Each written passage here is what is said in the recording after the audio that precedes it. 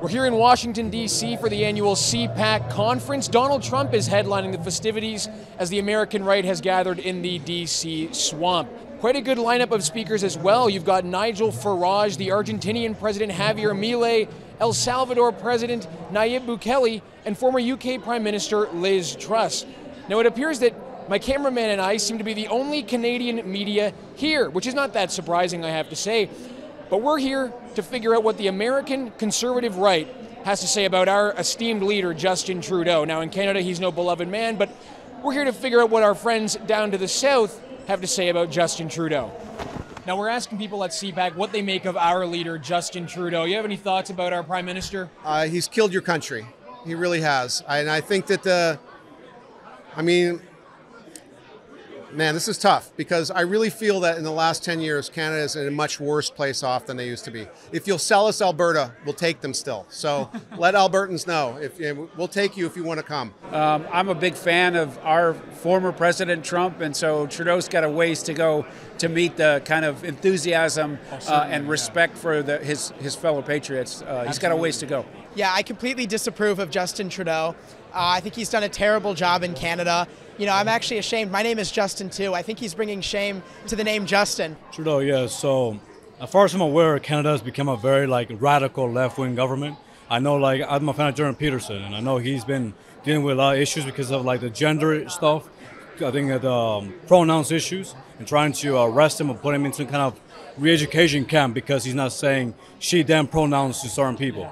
So, to me, it's this country, in America, we have free speech, and in Canada, they're trying to get rid of that by enforcing some kind of hate speech ideas on this in that country. So to me, Justin Trudeau is a very bad person. I'm not a fan. I think I'm not allowed to curse on this, am I? No. Well, you can if you want to. Yeah. Well, he's a little bitch. I think he's I'm convinced that he's the bastard son of Fidel Castro, and I think sadly he's trying to. What's happening in America with the current election isn't an American experience. I believe we are in the middle of a balls to the wall global communist revolution, and you're suffering in Canada. I mean, what happened? I mean, what was your previous Prime Minister? Harper. I mean, Harper. I mean, he was a conservative. I know. He was a good man. Oh, he's probably the worst leader in Canadian history, and I don't know much about Canadian history or politics. The only thing I know in particular is that thing he did with the truck drivers. And when he took away, they went into their bank accounts and stopped them able to transfer money.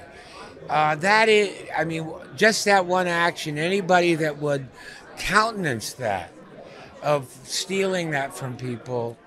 I don't know. He's kind of like our Biden in a way, or Obama here. Yeah. And I think they are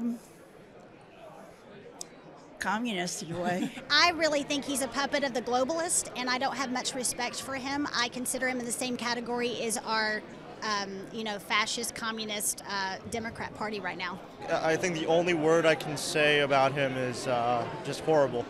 Just a horrible Prime Minister. I mean, I have never seen anyone like him who just does not care about the nation. I don't like him. I don't think much of him at all. I think what he did to the truckers by freezing their accounts or taking their money is not the way things should be done. Terrible. Man-child, liberal, communist clown show. You guys should be an embarrassment that he is now your Prime Minister and he continues to stay there while he enslaves your people. This has got to be one of the worst egregious examples of an absolute facade that's going on with this guy. I mean, Canadians who are proud and free people are now acquiescing to the whims of this absolute tyrannical quasi-communist. What he put out the other day is now he's going to censor hate speech. Well, let me tell you what hate speech is. Anything he doesn't like, that's what hate speech is. He is an embarrassment to your country. He is a complete and utter joke, worse than his father could ever have been. And the next question we have for people here is, if you had to pick between Joe Biden as your leader or Justin Trudeau as your leader, and you could only pick one or the other, who would it be? Well, I'd certainly pick Joe Biden because he has less of a shelf life. So from a purely Machiavellian standpoint, I would do that. Not wishing any harm on anybody or a premature demise, but just from an analytical standpoint. Justin Trudeau, probably. And why is that? I don't know, the lesser of the two poisons, maybe? Yeah. That's a hard choice. I mean, I feel like Joe Biden's not really running things anyway. Maybe Justin Trudeau, because at least he like has a brain. Oh my Lord, probably Trudeau, because at least he can do complete sentences.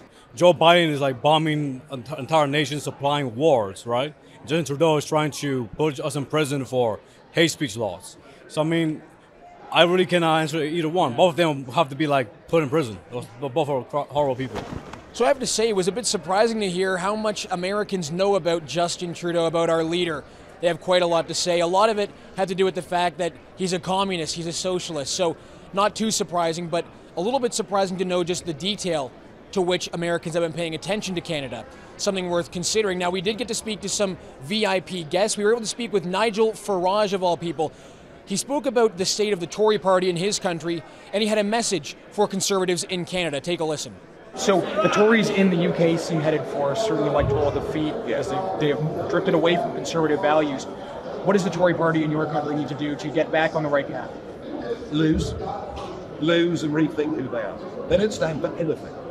I mean, literally as a party are careerists, they're social democrats, not conservatives, they've broken a whole host of election promises.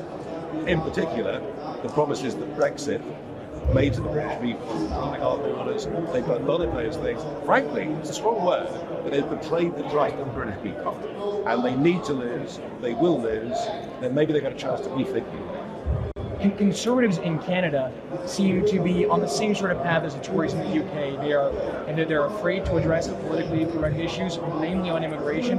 We don't have the surge of legal immigration, but we have a surge of legal immigration to flood in our country. What would be your message to Canadian Conservatives who are afraid to touch on these important issues that are shaping our country, but they obviously need to? You know, I was told when I was a lifelong campaigner to leave the European Union, I'm always told it's a minority view. Everyone said Donald Trump was going to the message of Canadian Conservatives is actually in the country, outside the big cities, away from mainstream media. You'd be amazed how conservative people. Last question for you. We're asking people here what they think of our leader, Justin Trudeau. I'm sure we're going to move this into, but what do you think of Justin Trudeau? I'd rather not swear. We also had a chance to speak with Miklós Szánthó, the CPAC Hungary chairman. We spoke about the fertility rate in Hungary and how the Hungarian government has been successful at turning that around. We also spoke about what the situation is in Canada and how Conservatives should approach that issue, the demographics issue. Take a listen. All right, so we're here at CPAC, and we're here with the chairman of CPAC Hungary, Miklós Szánthó. Tell me about what Hungary has been able to do to turn around your birth rate. I know that's been a policy that we've heard about in Canada. In our country, we have a plummeting birth rate, and nobody seems willing to actually address this issue. Thank you very much for having me on the show. Look, at the heart or at the core of Hungary's family policy is to create a so-called workfare society instead of welfare society, meaning that the government launched 10, 14 years ago a program which literally forces or encourages, at least via the taxation system, everyone to join the labor market, meaning that all of the social benefits were cut, which social benefits were not related to having a job, and all of the social benefits, including tax benefits and many other literally money related to having a family and having children, were attached to your income, to your legal salary. That meant a very high, very intensive rise in employment.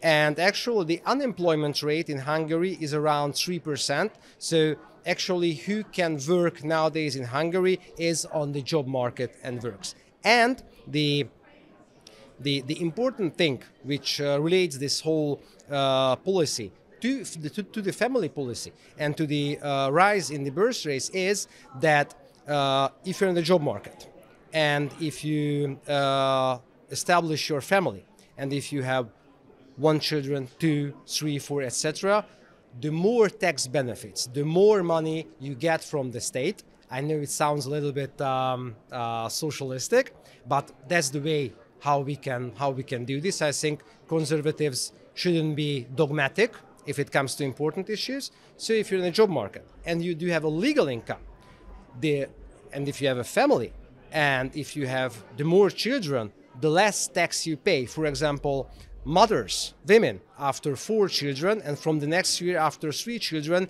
they do not pay any income tax. So the idea, the ideology behind this whole structure is to get people on the job market and to give them as many tax cuts, tax benefits, and state fund as possible if they do work. And of course, additionally, for women, there are extra special programs if they are not able to join the labor market because they are at home with the children, then they get extras from the state, but only if they do have children and only if they are at home and not on the job market because they spend their time with their family. We found another Canadian at CPAC, that being Chris Pavlovski, the CEO of Rumble.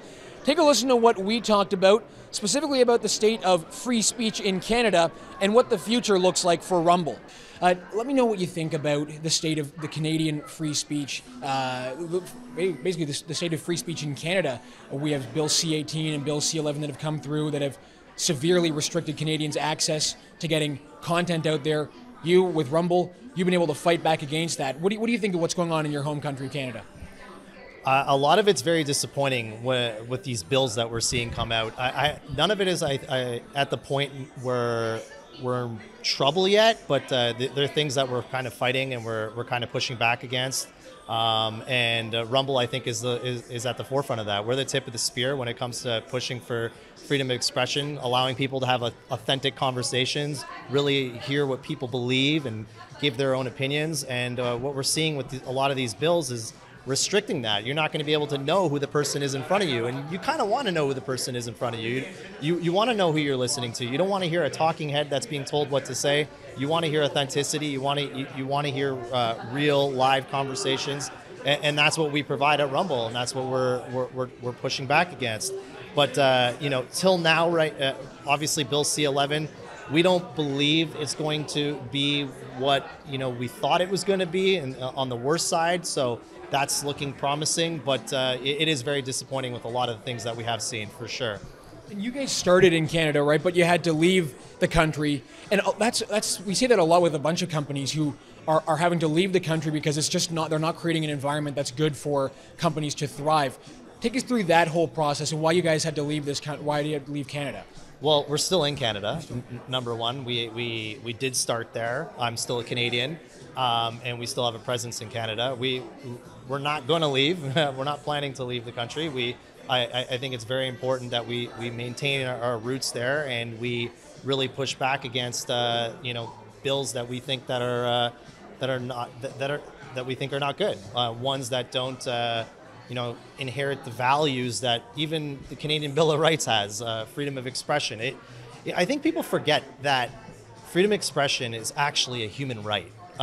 If you take a look at the United Nations Declaration of Human Rights, Article 19, it's freedom of expression. This is a basic fundamental human right. And as a company that was born in Canada, and as a Canadian myself, it's very important for me to continue to fight there and to really push back and kind of push the pendulum back to normalcy. And I think we're kind of seeing that. Rumble has been like one of the main guards, the tip of the spear in that fight. You had Truth Social emerge, and now you have Elon Musk purchasing X. You're starting to see the pushback happen. You're starting to see a lot of people vocalize in Canada, and I do think the pendulum is swinging back in our favor. And I personally, and as the company, really want to be at the forefront of helping that happen. Rumble has grown exponentially over the past few years. What's the future for your company? What do you see as going to be the next step you guys take? So when it comes to Rumble, I look at it as 2 lanes of business for us. The first lane is the video platform, where creators can express themselves, do live streams, video.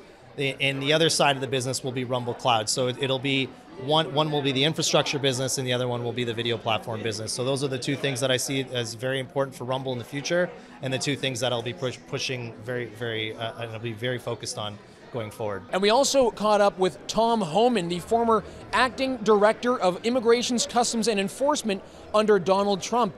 We've heard a lot about what's going on in the southern border in the United States, but not a lot about what's going on in the northern border and how Canada has played a role in facilitating illegal crossings into the United States. Listen to some of the detail he talks about here about what's going on the U.S. northern border. So what do you make of what's been going on there? There's not a lot of noise that comes up to Canada about the problems that America faces from a northern border, but do you think the U.S. needs to take that more seriously? Absolutely. You know, their report last fiscal year in FY23, 227 people off the terrorist watch list crossed the southern border that were arrested. At the same time, 432 across the northern border. Remember the... You're a good man, and you're a good man and a patriot, and I love you. Remember, after 9/11, GAO did a study, and they said that a terrorist crossing the northern border is 10 times more likely than one crossing the southern border. And the number of people off the terrorist watch list crossing the northern border last year almost double the southern, but we never talk about it. Crossings in the northern border up 400 to 600%, depending on what sector you look at. I grew up near Alex Bay, you know, again in Aquay, Kingston area, and their numbers are sky high. So, and the problem is with the Canadian border, we got very few Border Patrol agents up there, and half of them have been assigned to the southern border, which means there's very little patrol on the northern border also. It's a big national security vulnerability. Absolutely. Well, I think for a lot of people who are not in the United States, they look at what's been going on at the southern border and they're just wondering why it seems that nothing is actually taking place, why no enforcement under the current administration is taking place. What do you make of the fact that under Joe Biden, things have skyrocketed across the southern border, and from a lot of people's perspective, nothing is actually being done? Nothing is being done. This isn't incompetence. It isn't mismanagement. This is by design. This is open borders. This is what they ran on, and they're keeping a promise because they see some future political benefit out of an open border. They think these millions of people will be future Democratic voters, but people need to be reminded they don't even have to vote because President Biden also overturned the Trump census rule, which means millions of these illegal aliens are going to be counted in the next census in sanctuary cities. So when they reproportionate seats in the House, this automatically means more seats in the House for the Dems. That means perpetual power, perpetual control. They sold this country out for power. Last question for you, Mr. Homan. We're asking attendees at CPAC what they think of our leader, Justin Trudeau. You have any thoughts about Justin Trudeau? You need to find a better man. Well, that wraps up our coverage for CPAC Day 1. We'll be here for the rest of the conference throughout the week. Stay tuned for more on True North.